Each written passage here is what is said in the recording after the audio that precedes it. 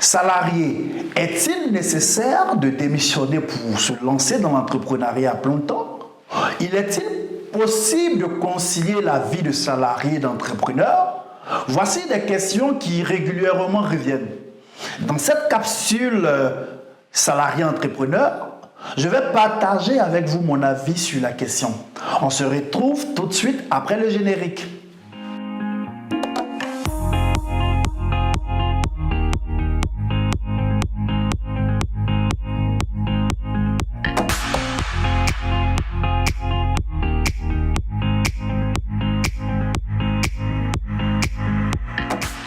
Bienvenue dans l'épisode 2 de notre capsule salarié-entrepreneur. Et dans cette série, nous parlons de salariat et de l'entrepreneuriat. Est-ce que ça fait bon ménage? Dans la vidéo précédente, on a défini l'entrepreneuriat comme le fait de détenir un système qui nous permet de gagner de l'argent. Alors, détenir ce système, ça peut être nous-mêmes le système qui nous envoie de l'argent ou posséder le système. Vu ainsi, défini ainsi, le salarié n'est pas exclu de l'entrepreneuriat. C'est pourquoi il existe des profils mixtes comme le mien, salarié, entrepreneur. Je suis fier de dire que depuis 2008, je suis salarié, mais bien avant, j'étais entrepreneur. Alors, le salariat n'a pas mis fin à ma vie d'entrepreneur. Je parviens à concilier les deux jusqu'à ce que le temps arrive de me consacrer à l'un à long terme. Dans la vidéo à venir, je vous dirai à quel moment il faut partir. Parce qu'il y a un temps pour tout. Dans cette vidéo, je vais vous parler du type d'activité qu'un salarié peut entreprendre et à quelles conditions. Plusieurs salariés ont échoué, non pas parce qu'ils n'étaient pas éligibles à l'entrepreneuriat, mais le problème est survenu au niveau du choix de l'activité à faire. Oui, le véritable problème se pose sur le type d'activité que vous choisissez de faire.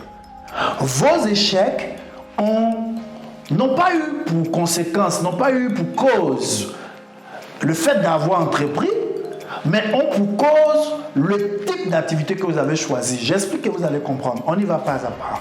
Alors, vous pouvez voir le collègue qui vous dit qu'il a prospéré dans le transport, qui vous montre par A plus B qu'il est possible de gagner de l'argent avec le transport, mais vous, quand vous avez voulu y entrer, malheureusement, ça a été un cauchemar.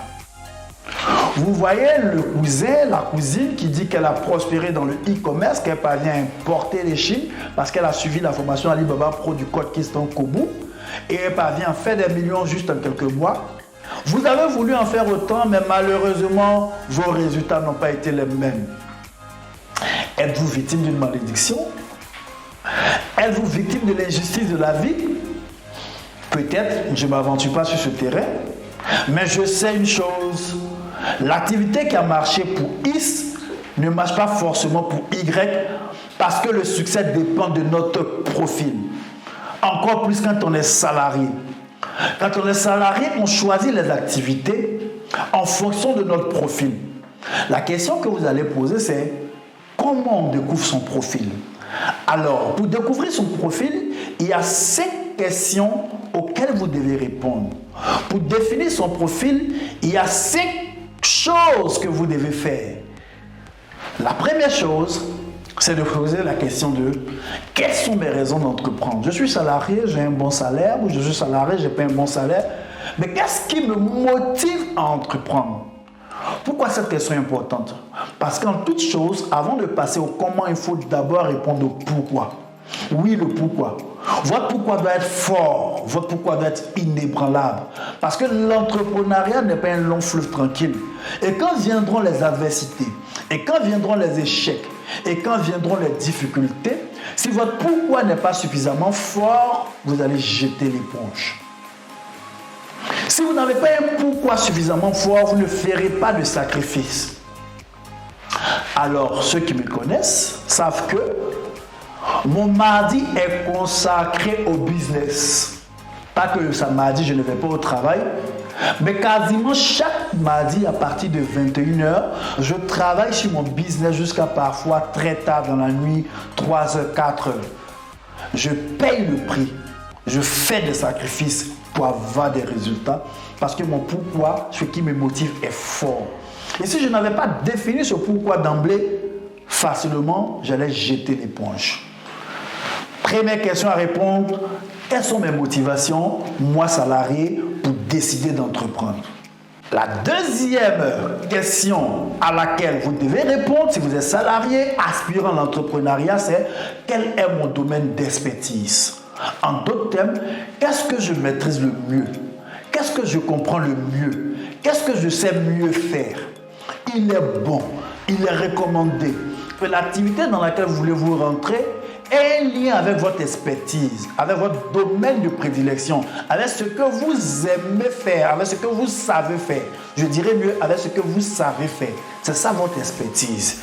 Parce que quand on est totalement étranger à l'activité qu'on mène, l'échec est plus proche du succès. Je vous recommande d'opter pour des activités qui ont un rapport avec votre expertise. Je veux dire quoi? Je suis peut-être ingénieur agronome. Il m'est plus facile d'investir dans l'agriculture parce que je comprends ce que je fais. Je suis par exemple informaticien. Il m'est plus facile d'investir dans le e-commerce parce que je comprends plus ou moins ce que c'est. Mais ne paniquons pas. Ce que je vous demande de comprendre, c'est que dans l'activité que vous choisissez, vous devez y avoir une expertise. Vous devez développer une expertise. Si vous décidez de faire le e-commerce, vous devez développer une expertise dans la vente en ligne. Si vous décidez de faire de l'agriculture, vous devez avoir une expertise dans l'agriculture. Si vous décidez de vous lancer dans le transport, vous devez comprendre le transport, vous devez avoir une expertise là-dedans. C'est l'idéal. Ce n'est pas indispensable, mais c'est l'idéal. Donc, question numéro 2, quelle est mon expertise? Mon expertise a-t-elle un rapport avec l'activité dans laquelle je veux m'engager? Troisième question, quand on est salarié et qu'on veut choisir un type d'activité, il faut connaître son profil. Et la troisième question, c'est quelle est ma disponibilité? Quel est le temps que je suis disposé à consacrer au suivi de ce business? Aucune activité sur Terre ne prospère si on ne lui donne pas un peu de temps. Aucune initiative sur Terre ne prospère si on ne fait que la négliger. C'est vrai, vous êtes salarié, vous ne disposez pas de beaucoup de temps. Mais posez-vous la question, quel est le temps que je suis disponible à consacrer ou je suis disposé à consacrer au suivi de cette activité? Si ce temps-là, il est nul, il est inexistant ou bien il est insignifiant, alors vous vous rapprochez plus de l'échec que du succès. Quand bien même vous consacrez peut-être 30 minutes par jour ou bien 1 heure par semaine à votre activité, que ce soit des tâches qualitatives, utilisez la loi de Pareto, 20% des efforts produisent 80% des résultats. Ça veut dire quoi? Quand je me mets à travailler sur mon business pendant 1 heure, je dois avoir un résultat correspondant à 8 heures de travail. Sachez maximiser le temps que vous mettez à vous impliquer dans vos investissements. Si vous savez que vous n'êtes pas du tout disponible, alors privilégiez des activités qui ne nécessitent pas une grosse disponibilité de votre part. Par exemple, celui qui décide d'investir en bourse, c'est une activité qui ne va pas lui demander une grosse disponibilité.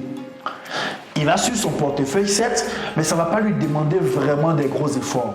Comme je vous l'ai dit, pour vous qui êtes très à cheval sur les thèmes d'investisseurs et d'entrepreneurs, je vous ai dit sur cette chaîne, on va pas à pas. Tout le monde n'a pas l'expertise de la finance personnelle. Donc, on ne va pas faire le distinguo entre l'entrepreneur et l'investisseur. En gros, nous parlons de création de richesse. Donc, celui qui est salarié, qui décide de créer de la richesse en allant sur la bourse, la BRVM, que je vous recommande d'ailleurs, il ne va pas devoir y consacrer beaucoup de temps. Mais quand vous n'avez pas beaucoup de temps, que vous partez vous adonner à l'agriculture ou à l'élevage que vous ne pouvez pas suivre, alors sachez que vous n'avez pas fait un bon casting d'activités parce que ces deux activités, l'agriculture et l'élevage, nécessitent une implication un peu plus exigeante en termes de présence physique sur l'exploitation. Quatrième question à laquelle vous devez répondre, c'est quelle est ma passion? Oui, la passion. Pourquoi la passion? Faut-il forcément entreprendre dans un champ en rapport avec sa passion? Faut-il forcément entreprendre dans un domaine en rapport avec sa passion? C'est une belle question. Non, la réponse n'est pas non. La réponse n'est pas oui, mais la réponse est l'idéal. Je veux dire quoi? L'idéal pour vous, c'est de sélectionner des activités qui vous passionnent au point où vous allez vous y adonner sans effort. Vous allez aller au-delà de ce que les autres peuvent faire avec des efforts. Quand on est passionné de quelque chose, ça va dessous, ça coule dessous, ça va rapidement. Si donc votre passion permet de générer des revenus, optez plutôt pour ces activités en rapport avec votre passion. Mais si votre passion n'a pas de rapport direct avec la création de richesses, alors vous n'êtes pas lésé. Sachez simplement qu'il était idéal pour vous que l'activité que vous avez choisi de faire vous passionne. Et même si la passion n'existait pas, vous devez chercher à devenir passionné. Parce que quand on commence à consacrer du temps à quelque chose, finalement, on s'y découvre une passion. Alors, imaginons que vous avez horreur de l'élevage, vous avez horreur de passer du temps à la ferme, vous avez horreur de passer du temps avec les poules, vous avez même peur de les toucher. Et par hasard, vous décidez de rentrer dans la ferme parce qu'on vous a dit que ça marche bien. Vous ne trouvez pas qu'il aura cassure? Vous ne trouvez pas que naturellement, vous n'allez pas déployer cette aura naturelle-là qui va être favorable au succès de votre activité? Vous comprenez un peu? Si déjà vous repoussez le domaine dans lequel vous voulez gagner de l'argent, naturellement, spirituellement, pour ne pas faire trop, initié, spirituel, mais je veux dire naturellement, il y a un aura qui va aller vers l'activité qui n'est pas favorable. Pourtant, si vous l'aimez, si vous bénissez l'activité, si vous prenez plaisir à faire cette activité, si vous ne la faites pas seulement pour le cash, pour y être, les succès vont vous accompagner plus rapidement. C'était la 4e question à laquelle vous devez répondre. Il y en a 5. La 5e question à laquelle vous devez répondre, c'est quelle est mon équipe? Très important. Quand on est salarié et qu'on veut avoir une activité qui a du succès, une des questions fondamentales qu'on doit se poser, c'est quelle est ma team? Je fonce avec qui? Je travaille avec qui? Vous passez beaucoup plus de temps chez votre employeur pour la plupart d'entre vous que sur votre activité. Au début, vous pouvez être celui qui coordonne tout dans votre système. Oui, c'est possible. Mais pour que l'activité commence à vous donner vraiment de l'argent, qui fait plus que votre salaire, qui fait approximativement votre salaire, qui fait même au-delà de votre salaire, il faut que vous ayez une équipe. C'est important. On ne grandit pas sans équipe. Je vous donne un exemple très simple. Je vous ai donné par exemple au e-commerce qui, indiscutablement, en 2022, est une activité que chaque salarié devait pouvoir réaliser. Dans les vidéos à venir, je vous dirai comment vous pouvez mettre sur pied votre boutique. Alors, quand bien même que vous êtes salarié, que vous êtes dans votre bureau du lundi au vendredi, si vous avez une boutique qui tourne et que vous avez des commandes, il n'est pas évident pour vous de pouvoir satisfaire ces commandes en ayant fait la livraison. Au moins dans votre équipe, vous devez avoir un livreur qui sera chargé d'aller délivrer la marchandise au client. Alors, cela me permet de vous faire comprendre que l'équipe, ce n'est pas vos employés, mais c'est les gens avec qui vous travaillez. C'est les gens avec qui vous collaborez. Vous ne pouvez pas collaborer seul. Si vous êtes par exemple dans le e-commerce, il vous faut des gens pour paramétrer vos publicités. Il vous faut des gens pour faire vos visuels. Si vous savez le faire, tant mieux. Mais sachez que c'est chronophage. Ça prend du temps de vouloir tout faire soi-même. Donc, intelligemment, déléguez ce qu'il y a à déléguer, de telle sorte que votre business puisse avoir du résultat. Mais si vous-même, vous voulez aller faire vos livraisons entre midi et 2, vous voulez aller faire vos livraisons à la descente, vous voulez aller faire vos livraisons le samedi et le dimanche, vous mettez un frein à la croissance de votre activité. Par contre, si vous entourez d'une équipe, notamment d'un livreur avec lequel vous travaillez, qui fait les livraisons et le soir vous fait les versements, vous êtes en train de tenir le bon bout. Pour résumer, tous les salariés ont la latitude d'entreprendre. Tous les salariés ont la latitude de choisir une activité génératrice de revenus à succès, qui aura du succès, pourvu que l'activité soit favorable à leur profil. Donc, dans cette vidéo, on a présenté le profil que vous devez avoir pour choisir les activités. En gros, pour avoir une activité, vous devez vous poser 5 questions.